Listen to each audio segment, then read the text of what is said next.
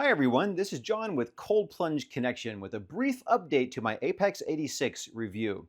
The original setup that I reviewed was sent to me over a year ago and life got busy. By the time I got around to recording, editing, and posting the review, Lars the inventor had already made some really great improvements to the product. So rather than redoing the entire video, I want to give you a quick update on what's changed since then. So if you haven't seen the original review, you can find the link in the video description, and a lot of the information is still relevant.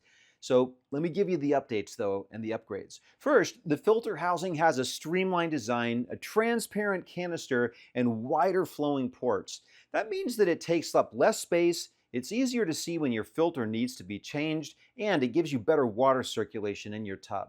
Second, there's now a custom union that eliminates an extra adapter, and that simplifies the design and also makes it fit better in your tub.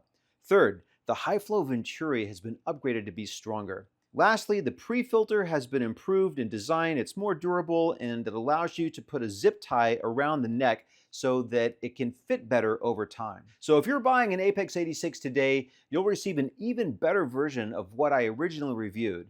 The design is still simple, solid, and easy to install, but now with a bit more polish and durability. I'd like to give a huge thanks to Lars for continuing to improve his product and support our community. Please do like and subscribe, and if you have any questions, please put those in the comments below. Happy cold plunging!